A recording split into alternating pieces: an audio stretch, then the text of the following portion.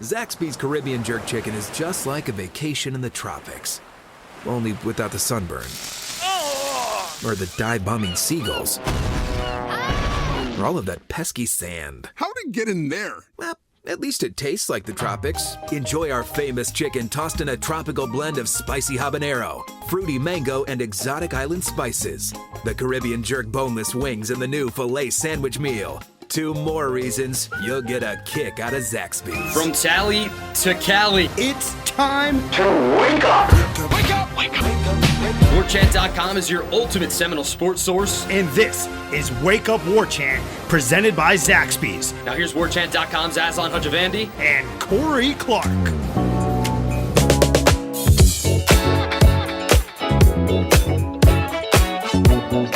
What up, everybody? It's Wake Up Warchant presented by Zaxby's. I'm Aslan Hajavandi. He is Corey Clark. We are joined by the power of the internet and the bond that is working for Warchant.com, the ultimate Seminole sports source. Use the promo code Warchant30, gets you 30 free days of access to the website, and also the ability to ask questions, anything you want on the Tribal Council. We do it once a week, Renegade Express. We'll get to it. We try to answer them.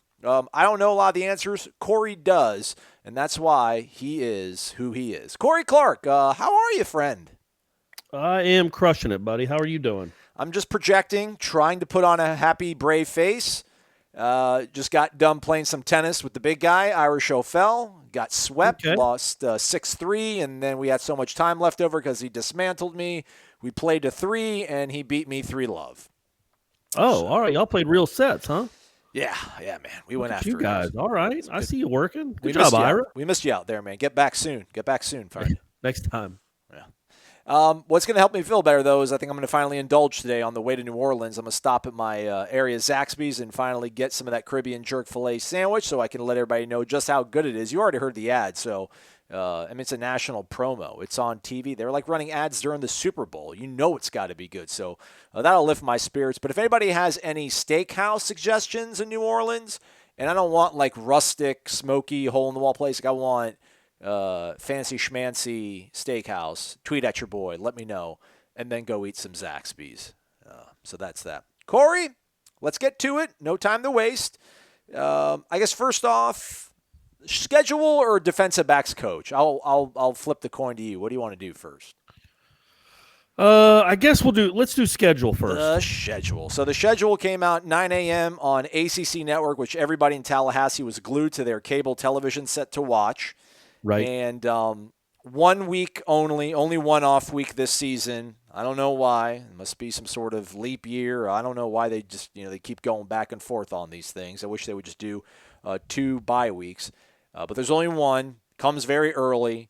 I don't like where it's placed, but Florida State wanted it there. That's what they're first. Apparently you get 3 preferences in terms of where you want your bye week to fall. Apparently that was their first option, or their first priority was to get it after that arduous trip all the way to Boise, Idaho. So they'll get their bye week in September and then go right through the rest of the season into the teeth of their schedule. So there's a Thursday night game as well.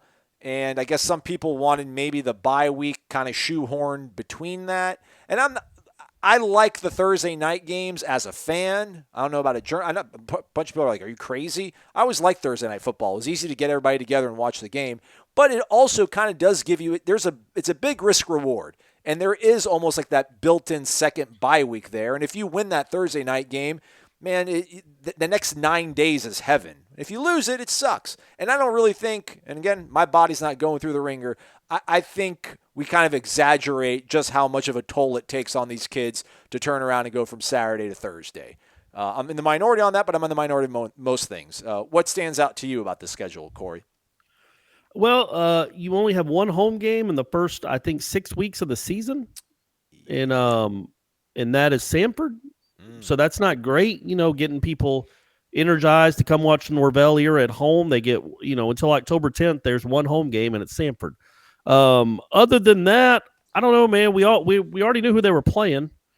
None of this is a surprise. It's not like the NFL unveiling who a team will play the next year. So. Yeah, well, I don't know. Do you keep up with the Coastal rotation? I have no idea the Coastal rotation. No, I knew Pittsburgh was on it. First time Pittsburgh's been in Doak Campbell, Aslan, since Dan Marino's freshman year. Were you there? How about that? They were number 3 in the country. They came in. Florida State had just beaten Nebraska on the road, who was number 3 in the country. They come home and have to play Dan Marino and the Pitt Panthers. They're number 3 in the country. And they beat them 36-22. I think 36-22. Might have been 38-22. But anyway, yeah. So that's all I got to say about the schedule. I do have a sort of a funny story that my dad always told me about that Pittsburgh game. Back then, if people don't remember, and why would you, they would actually make announcements sometimes if the crowd got too loud to tell them to be quiet. Really? Like legitimately, like the referees. This is early 80s, I guess late 70s, early 80s. The crowd, if the quarterback went to the referee and said, "My lineman can't hear me," the referees would do that motion to have the crowd quiet down, which is crazy to think about. Yeah. But anyway, they did. And my dad always told me there was a moment in that game where the stadium was so loud that Marino kept going back to the referee, and the referee finally was like, "No," and just pointed back to the center, like, get your butt under the center and take the snap. I'm not telling these people to be quiet again. So that was a moment from that game, I guess. I don't know if that's lore or that actually happened, but my dad swears it happened. As far as like was it Marino who asked for it, or was it the Florida State quarterback who asked for the silence? No, Marino asked for it because it was in Doak. All right. And the crowd was so loud that he couldn't hear. They couldn't hear the snap count, so they used to make roaring. What? The erector set roaring. Oh yeah, I'm telling you, man. It's you used to get pretty loud in there when they'd have big games. Hopefully, we'll get back to that soon. And then looking at the schedule, yeah, I mean, you look at it and you're like, okay, I could see 8 wins on that thing. I could also see 5 or 6 wins. I think they'll be a little bit better than that, but at NC State, there's a stretch there where it's at NC State, Clemson, and then Wake. You got to go. Oh, and Boise's before that. You got to hope to go 3-1 in that stretch. You'd hope, and then there's another one that I think is like it includes at Louisville, Pitt, and then at Miami. Correct. And that's a really tough part of the schedule because Pitt's not a pushover by any means. This isn't 1980, folks. No. This isn't Dan Marino's Pitt Panthers. This team's actually going to be a problem. And then you got at Louisville and then at De'Aaron King. So, that's a tough stretch too. But you knew who you were going to play. You're going to have to play them at some point. You got to bye before NC State. You got Clemson early on-ish. You got Miami late-ish. And then Florida at the end of the season. So, I think the Thursday night game, I'm not a big fan of the it's not just the wear and tear on their bodies. It's that, that's not a normal week. You don't get a normal week to scout.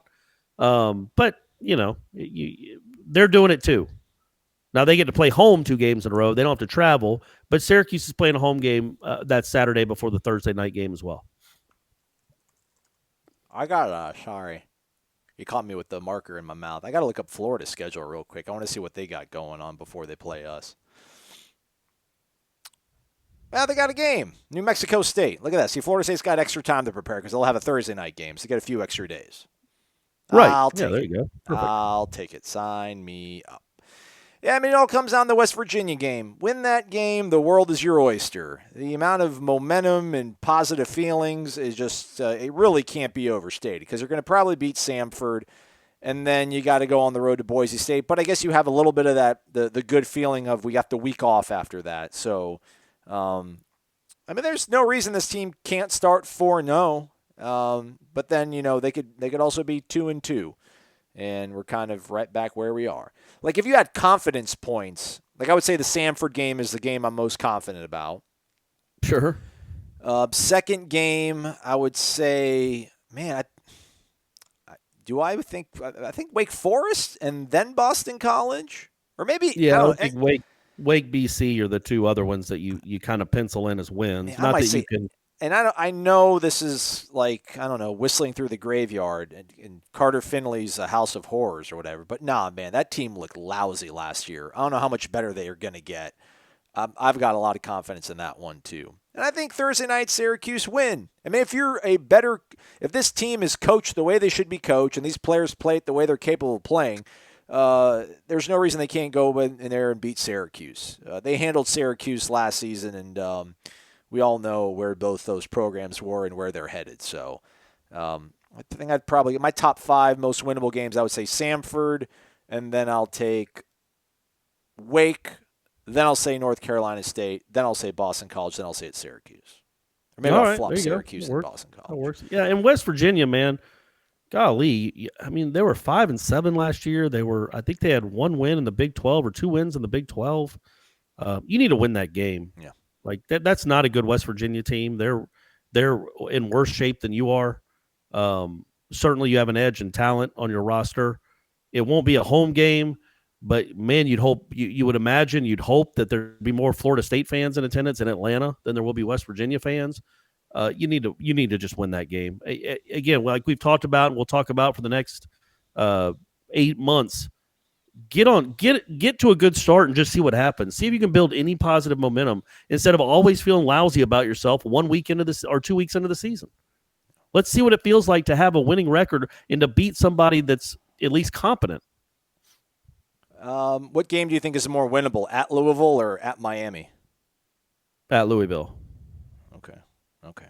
Again, the schedule starts in Atlanta, September 5th against West Virginia, home Samford, at Boise, bye week, at NC State, home versus Clemson, home versus Wake, at Louisville, home Pittsburgh, at Miami, home BC, at Syracuse Thursday night, and then you finish things off with the Gators in Tallahassee. So there's a lot of minds in that lineup there. So I'm sure we'll do a win and loss thing at some point.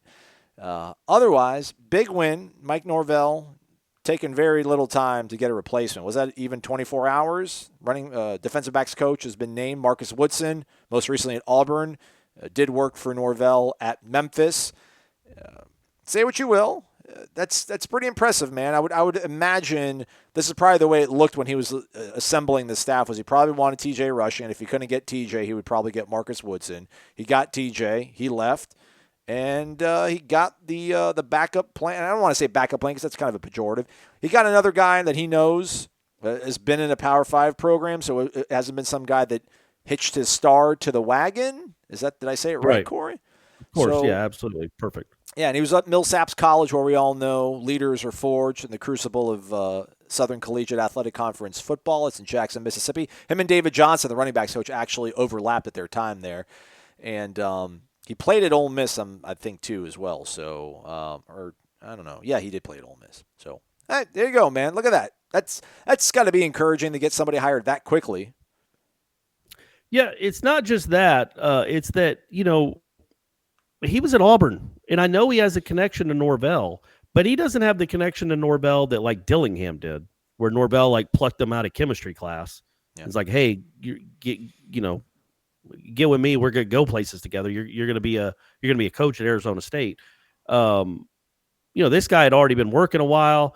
He worked with Norvell, then went to Auburn, and look, man, Auburn in recent years, the last 3 years, has been a better program than Florida State. Especially defensively. I mean, their defense has been incredible. Yeah, I mean, Cameron pointed out on headlines today, LSU scored 23 points against that Auburn defense. Just keep that in mind, and you just got their secondary coach. So, again, I'm not trying to put a silver lining on something bad. I mean, obviously I think rushing was his first choice. It might have been 1 and 1A, but the fact that he's willing to leave Auburn to go work again, I just think it says a lot about Norvell. Not just that he must be okay to work for. Like, you know what I mean? Like, Texas A&M might have to pay a little more for assistance because Jimbo's notoriously not the easiest person to work for. You don't necessarily need a coach that's easy to work for. You know what I mean? Like, I'm not about that. I think what should be encouraging is that this guy is leaving a good job for a team that's 18-20 in its last 3 years. Not just because he likes working with Norvell, but because he believes in Norvell enough to think this is the best move for his future. Like that Norvell's going to get this thing squared away in time, that he's going to have a chance to rise rapidly by leaving an SEC school to come coach for Norvell. That's a good sign to me. Yeah, I mean, to your point, I would be more mad as an Auburn fan that we just lost our guy to Florida State than Florida State fans should be about losing TJ Rushing to Texas A&M. Well, yeah, I mean, because the money isn't. I'm sure the money isn't any different at all, really, between Auburn and Florida State. The money between A&M and Florida State is I'm sure was quite significant. If you're Auburn, though, I guess an Auburn fan will be like, well, he does have a history with him. He wanted to go work for his buddy. But yeah, no, I mean, I don't know about that. I think Shanna would disagree with you because, the guy at Texas A&M used to be at Florida State. Why is he going to come raid the Florida State coaching staff? But other than that, yeah, sure. I don't think Auburn's mad. I don't think most schools, I don't think, get really upset about losing secondary coaches. The Florida State one was just so bizarre because he had been on campus for 6 minutes. We'll agree to disagree. I think it's crazy to leave a program that's in better shape, at least on the defensive side of the ball. I mean, Kevin Steele, what he's done at Auburn really has been incredible, and you're part of that. And, I mean, I don't know, like, you come to Florida State, you can look at Auburn and be like, all right, I'm probably not going to replace Kevin Steele at any point because he's probably not getting a head coaching job anywhere unless he wants to. Only thing he might leave is to go back into the NFL, and I don't know how likely that is. And then you come here under the pretense of what? Like, if Adam Fuller gets this thing rolling and he leaves, you're going to be my DC?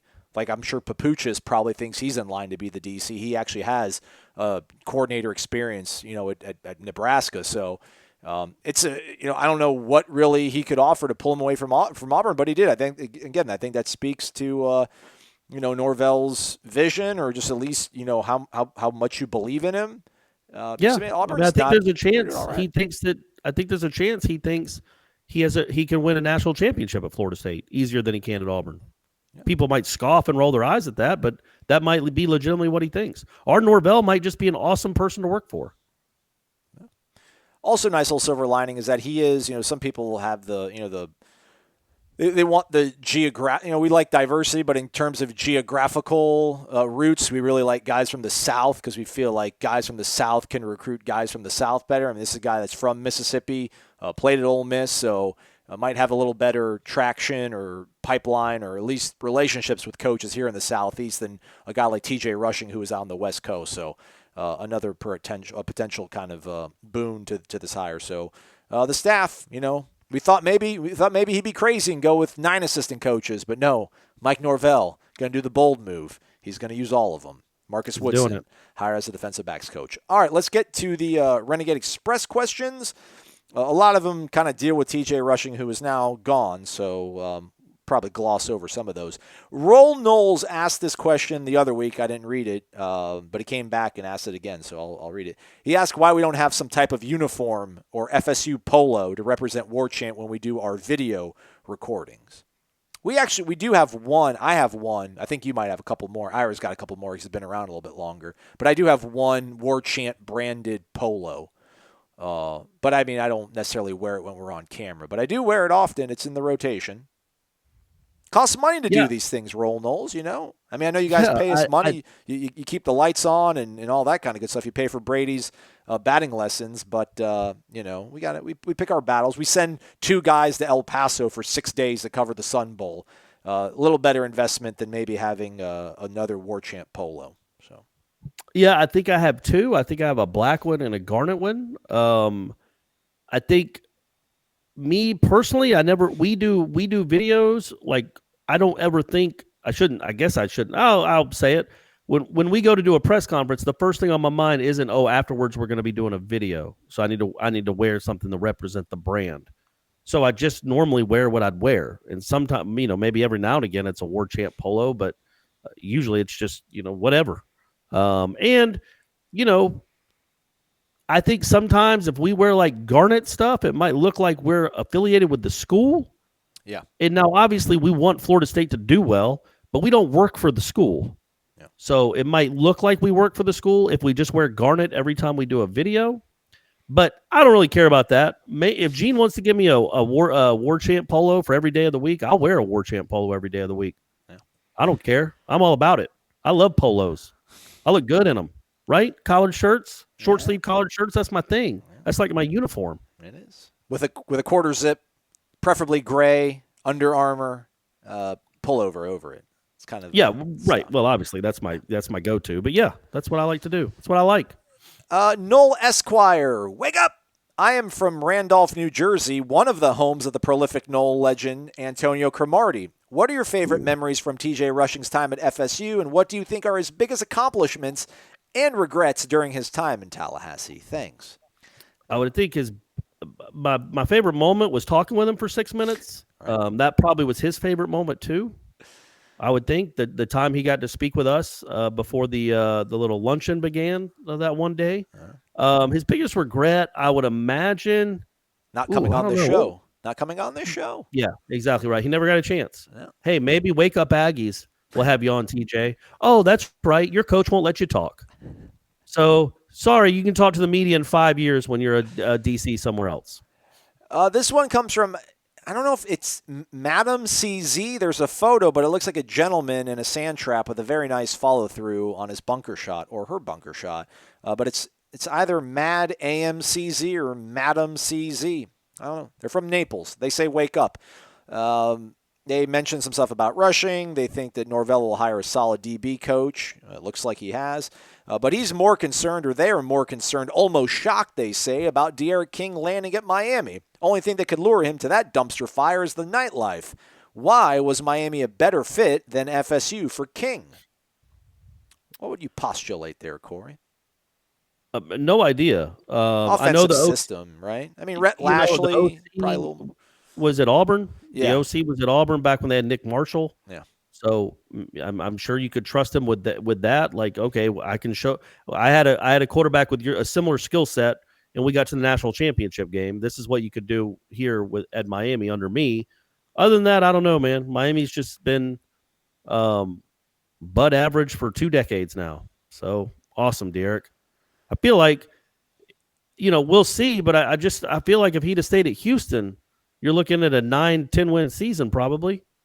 But hey, maybe he'll have that impact on Miami. Again, it's just odd. I'm sure it's a bit frustrating that your rivals keep getting notable transfers, like not just guys that might be able to fill in a gap on the offensive line or a dude that played 2 games at Louisville on the defensive line, but notable transfers, guys that have earned a lot of accolades in their college careers, and they keep transferring to your rivals. But maybe that worm will turn, and they'll start coming to Florida State as well. Yeah. It's not great for Florida State that he went to Miami. I will say that. No, I wouldn't be shaking in my boots about it. We'll see what he looks like in November. We'll see what that team looks like in November. But yeah, that's certainly a nice stopgap for Miami to have that guy for a year.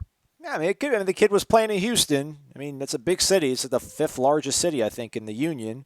Miami, kind of is also a large city. And then I do think it probably has to be the, some sort of relationship with Rhett Lashley. He was at SMU and, kind of resurrected Shane Buechele this past season. So, and we know that Norvell's with more of a pro-style offense. Maybe that's something that De'Aaron King doesn't feel comfortable running or doesn't want to run and just wants to have fun. And, if you got one last season, why not go to Miami and make a return trip to the Walk-Ons Independence Bowl? Go out with a try to score a point this time. Yeah. Roy, 2-time Eagle, says he doesn't care about basketball until football is fixed. FSU is a football school, always will be, never a duker. So even though I want them to win, it's still Bob. Sorry about the Bob thing. I don't know. I think it's like the Bob Stoops joke that everybody keeps doing. That's really not funny anymore. But all right, yeah, we talk about football, no basketball in this one. Let's see here. Well, yeah, but not because of him. Yeah, not because you said it, Roy. Yeah, roll, you're in the minority, man. I know we all get that it's a football school. We wouldn't have jobs without the football team, but your basketball team is 5th in the country and is a much better program right now than the football team. So we got to talk about something. Yeah. Let's see here. Aganol was asking, what do we think was sort of Norvell's future hires? Will they be impacted by what happened with TJ Rushing? I don't think so. I don't think he's going to make him sound like a blood oath. All right, you can't leave me for at least a year. I don't think that'll happen. How about this? Reddick Knoll spins it forward. He's from Ocala, home of national champ P.J. Williams. If Norvell is able to win, I assume that we will experience more of this in the future. That is coaching turnover. My question to you guys, I'll just ask you this one, Corey. How refreshing is it to have a coach who has an eye for coaching talent? Yeah, I was thinking about that. So after the rushing hire, I'm pretty sure if my math is right, in the last 5 years that he's been a head coach, including this one coming up, he's had to make 35 assistant coaching hires, right? Because hadn't he made 24 at Memphis? And then he hired a whole new staff at Florida State. Now, granted, he had connections with most of those guys from his time, but they were still hires that he had to make. So in the last 5 years, he's had to he's put together 5 assistant coaching staffs. It's been 35 hires. That's crazy. But yes, he seems to be really good at it. He's lost guys to Auburn. He's lost guys to Penn State. He just lost a guy to A&M that he'd had for a couple weeks. Well, I guess he had him before that, but I think that's a real positive. That's a big deal. It's not as big a deal as being a great recruiter, but it's really close. Like if you can recruit really good coaching talent, young coaching talent, that's a really big deal, and that will obviously help your recruiting. And also, I mean, you've kind of maybe touched on it here, but they want to come back and work for him. So he obviously is a guy that they enjoy working for. And then, I mean, not even the fact that they'll leave and follow him, but they'll, when they're going to be here, they're going to be happy. And it's like, happy cows make better milk or whatever. I'm sure happy coaches, and this might sound crazy coming from me, the guy that likes the abrasive coaches, but I think, I don't know, I think it's a weird sort of dynamic, Jimbo, how the assistants, I'm sure they didn't like him, but they respected him. They feared him a little bit. So that probably was the motivating factor. I don't know if Willie had the fear or the respect of the guys that weren't part of his tree, but it does seem like Norvell has the full attention of the guys that have coached with him before. So that's definitely an encouraging thing.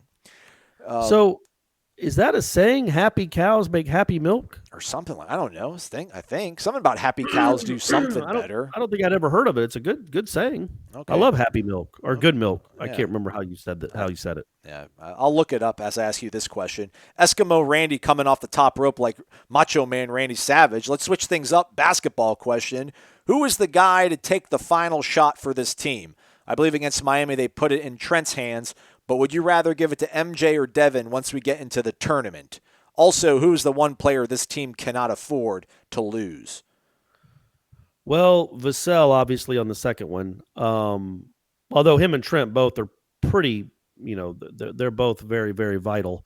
Trent, I know he missed the shot, but he's made a lot of those in his career at Florida State, like literally like 5 or 6, where he's made a shot in the last 20 or 30 seconds to either tie a game or put them ahead, or send one to overtime. So I think he's still probably that guy, but I think next time they might run something like that and then do some other action with Vassell, because Vassell's your best offensive player. He's your best player. And I think he can get a shot whenever he wants it. So that would be my guy. But I get going with Trent. He's proven he can handle it. He's done it multiple times in his career. I Googled happy cows make, and the autofill first 2 results were happy cows make more milk, and then it was happy cows make better cheese. So. Oh, well, okay, all right. And brown cows make chocolate milk. Boom. Figured it out. Okay. FSU overdose, and I agree. Yeah, Devin. It's Devin. Devin gets the ball. Unless if Trent wants to take it to the cup. But if you're going to have to settle for a turnaround or a jumper or a three-pointer. Yeah, but usually the ones he makes are the ones where he gets in the paint and it's like a little runner or a little floater. I'm telling you, he's made like 6 of those to either win a game or send a game to overtime. He's really good at that. That game against Miami, he didn't get quite as deep as he needed to. And yes, if you're going to have somebody taking an 18-foot contested jumper or step-back jumper, you want that person to be Vassell and not Trent Forrest. Agreed. FSU overdose. Wake up! There are rumors going around about Norvell changing the uniforms again. Could we see a whole revamp like in 2014? What would you like to see? Just the Charlie Ward jerseys. Jameis wins. I'll take the Telvin Smith jersey, man. LaMarcus Joyner. I'm fine with that. Yeah. I liked it more in the early to mid 90s. I just thought that was a better color, but as long as they don't go crazy and you don't let the kids pick, hey, tonight's going to be a green out. Keep the colors, keep the tradition, you got an awesome color combination, roll with it. But let's get real garnet again, and let's stop looking like Boston College. That's what I hope his mandate is as a uniform guy. Hey, let's not look like Boston College. Yeah, we don't want Brian Burns being confused about what he did at Boston College. Right, exactly. That would be good. Noles MG4 had a question about defensive backs. Sounded like he was maybe campaigning a little bit for T-Buck, which we're all about. Was basically wanting to kind of, would we have gone hard after T-Buck or say it is what it is and finally move on? But he did end it with a nice, great job as always. Thank you for all the hard work you do. You really don't know how much this podcast means to a lot of FSU fans, especially myself. Wow, So, that's nice. that's super cool. Well, thank you. It's really not hard work. It's fun. I just I try to ask somewhat coherent questions of Corey, and even if they're not, Corey figures out a way to answer them smartly. So my job's easy. Just ride my coattails. Hey, man, it's all about knowing. You got to know your weaknesses. Got to know your blind spots. Yeah, it'd be Right. nice to get T-Buck, but, maybe at some point the paths might converge. Who knows? Maybe, maybe Marcus Woodson will get a head coaching job somewhere, then T-Buck will want to come home. But he's doing all right, man. He's at Ole Miss. They'll do good. They'll be fine. Let's see here. Man, this guy again. He keeps trying to tell me how to pronounce his handle, and he spells it phonetically, but it's not really phonetically spelled out because I don't know how to say it. But it's apparently the way I guess the true Native Americans would spell Osceola. He's been around since November 19th, 2019. So thanks for the questions. He does say he's more convinced now than ever the only way to win a national championship in college football is to have the best quarterback in the country. Winston, Tebow, Vince Young, Leinart, Newton, Watson, Lawrence, Burrow, etc., etc. We're the best in the country and won their team's championships. The only exception is Alabama because they were better than everyone else at every other position. With that said, FSU can be a top 10 program with Norvell at the helm. However, until he recruits an elite quarterback, I struggle with buying FSU getting to a national championship. Florida is an example of a team that has a ceiling with Trask. Any thoughts? Here's to hoping, given time, Norvell can get an elite quarterback moving forward. Yeah, I would argue a little bit that you have to have the best quarterback in the country. You have to have a good quarterback. You can't. I don't think unless you like Alabama, you can have a Jacob Coker and win. But normally you're going to need a dynamic quarterback. Look, Auburn was 13 seconds away from winning a national title with Nick Marshall. Georgia almost won with Jake Fromm. Alabama almost won with Jalen Hurts. Well, I guess Alabama doesn't count, but I don't think Trevor Lawrence was the best quarterback in the country last year, and they won it. He's really, really, really good. But I don't think as a freshman you'd call him the best quarterback in the country that year. But yeah, it's a good point. When you look at just the playoff teams, Oklahoma's getting there every year with a dynamic quarterback. Even Alabama had one the last few years. And LSU had the greatest quarterback season in history. So, yeah, you need somebody to get back to the top 10, 8-ish. Yeah, man, you need somebody that's pretty darn dynamic. I don't know if you need the best quarterback in the country. You got to get a few breaks here and there. I think you can win a national title without having the best quarterback in the country, but he can't just be average. Not unless you're Alabama. He can't be. The case in point, the 1 year that Clemson made the playoffs but didn't play for the title, Kelly Bryant was the quarterback. That's the difference. They still made it to the playoff, but they had no chance of winning the national championship with Kelly Bryant as their quarterback, even with all that talent. The next year they won it. The year before they won it with Deshaun. The next year they won it with Trevor Lawrence. So that's a fair point. But yeah, hopefully Chubba or the Valdosta kid is a Rodemaker. One of those guys is a special type quarterback because to have a special season, it seems like you need a pretty darn special quarterback these days. Yeah, and I think there needs to be a good synergy between he and the play caller, which in this case is going to be your head coach. I mean, I think, Jimbo's window or the margin of error you had with winning a national championship with Jimbo is quite narrow. Like, you need a really transcendent, cerebral guy that can be yelled at, that has all the intangibles. Like, I mean, Jameis is one of a kind, man. I mean, a lot of these guys, I don't want to say they're interchangeable, but there was just, I don't know, maybe it's because we covered it so closely and maybe because it was my team, but there was just something different about the Jameis and Jimbo dynamic, I think. And that's something it's really hard to find. I don't think Jimbo will find it anywhere else. And I don't think Mike Norvell needs that. I think Mike Norvell's system seems to have, produced really big numbers for quarterbacks in different conferences, different guys at the same spot. So it wasn't just like the mojo of Memphis just kept rolling. He's had 2 different quarterbacks at Memphis, if I'm not mistaken. I think Riley Ferguson and then Brady White. And then I think you had Mike Bercovici at Arizona State that put up big-time numbers. So, yeah, I mean, it'd be great to get a 5-star kid, but I don't know if that's what Mike Norvell needs to make his offense go, because I know it is a pro-style offense, but it feels like there's probably more wiggle, and there's a quarterback friendliness to it that he can probably get, a 4-star. Just the 4-star can probably figure out a way to throw for 4,000 yards and get things moving. So yeah, but to win a championship, well, you got to build. It might take something a little more than that. But yeah, if we're talking first things first, get somebody that can run the offense and run it well and get it humming, and then you maybe have a 9 or 10 win season with that guy, and then you build on that. Case in point, EJ to Jameis, or Ponder to EJ to Jameis. Have a trajectory like that if you need it. But to get to that ultimate goal, everything being so equal with the really good teams, if Florida State gets to that level here soon, the talent is so even, really, that maybe the difference maker, the wild card is a special guy at quarterback. All right, let's take a couple more and then wrap things up here. I'm going to give a pro tip to Warchant 1911. His biggest concern, or their biggest concern, is Dante Lucas and why his mystery injury or timeline for recovery has been so hush-hush. Well, we really haven't Mike Norvell we haven't asked him any questions about injuries in the amount of time that we've had him. But go ahead and post a comment on Warchant.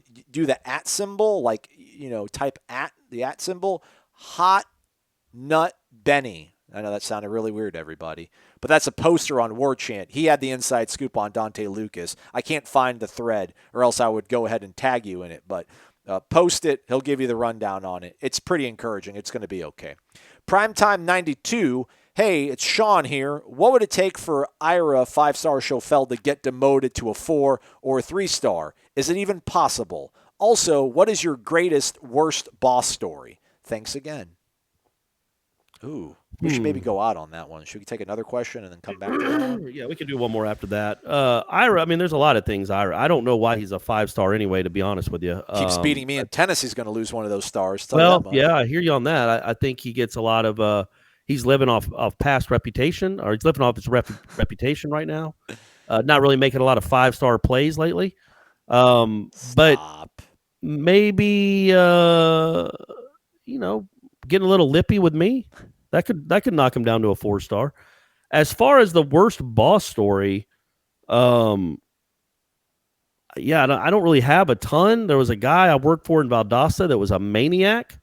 When I was thinking about him the other day, looking back on it, I was the sports editor there. I was thinking it was 24, 23 maybe, and I was the sports editor in Valdosta, and which was really young to be a sports editor. He was the managing editor, and he was a maniac.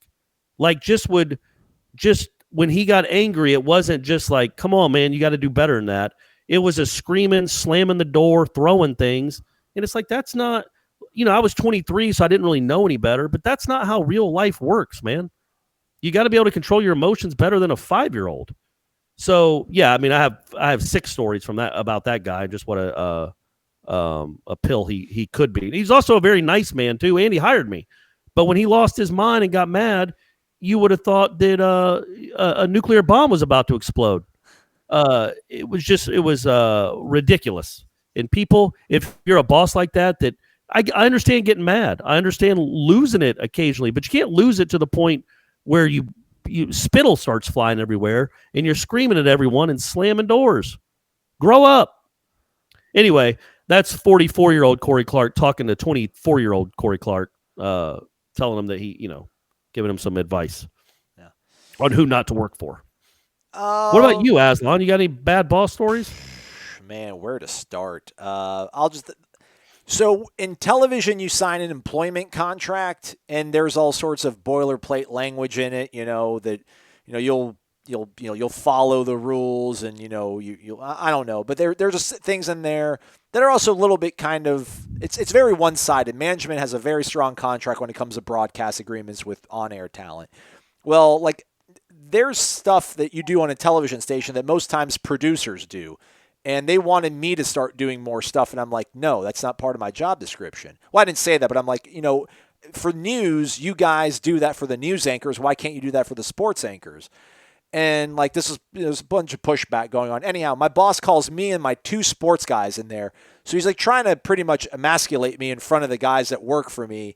And he's like, listen, if you guys don't start doing what I'm telling you to do, I'll make you guys janitors like that. And he snapped his fingers. And like I scoffed at him.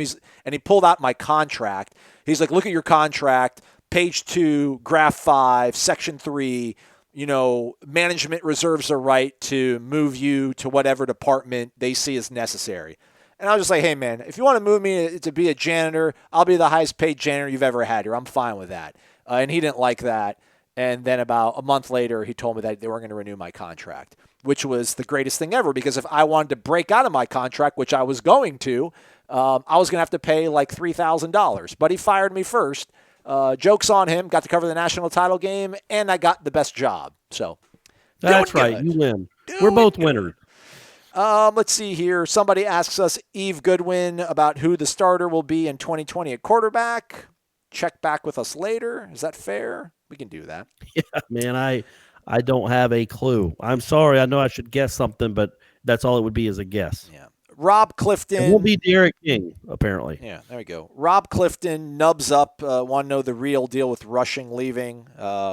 Maybe we'll find out tomorrow. We're going to do a Showtime with Irish O'Fell. Maybe we'll have some inside scoop, but it just feels like it's money. Follow the money.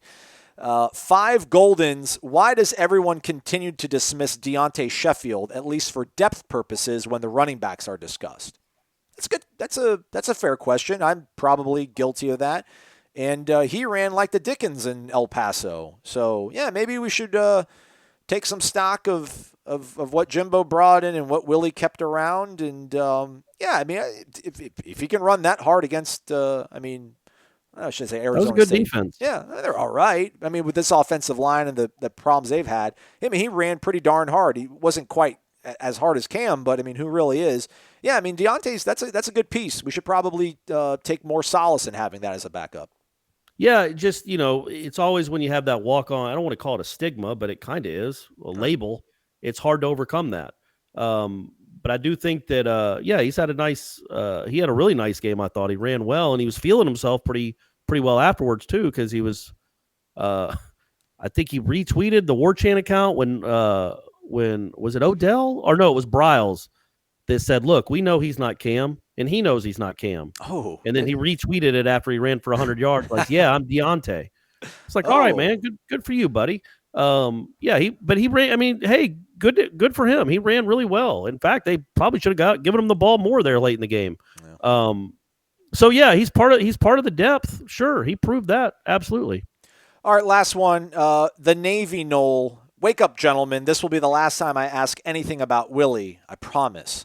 Looking back, what do you think was Willie's jump the shark moment? That is a Happy Days reference he puts in parentheses. I know. Right. I know. Was it the opening game against Virginia Tech, the 2018 Miami game, 2019 Boise game, the odd hydration interview, or something else? What say you? Thanks for the great show. Hashtag 30Yaks7. Well, no, it was 850-792-5730. So it was 7Yaks30. But hey, there you go. He can't remember it. It's the hydration interview. That was, and I smelled it coming. And I even told our intern, Austin, because I think that day we were supposed to speak to Harlan. Harlan walked right past us, and I'm just like, oh, no. I'm like, something's going to go down here. I just know it. And then I think we were told, hey, Willie actually wants to talk to you guys. So I'm like, oh, man, this is going to be awkward. And it was. That was top 3 most awkward interviews I've ever done in about 10 years of being a sports reporter. Yeah, I don't know if Jump the Shark is the right reference, because Jump the Shark, isn't that like something that was good that got corny? It was never Yeah, that's fair. good exactly. Well, but I think that was his whole saving grace was his persona, his laid back cool, and everyone dug it because Jimbo was such a jerk.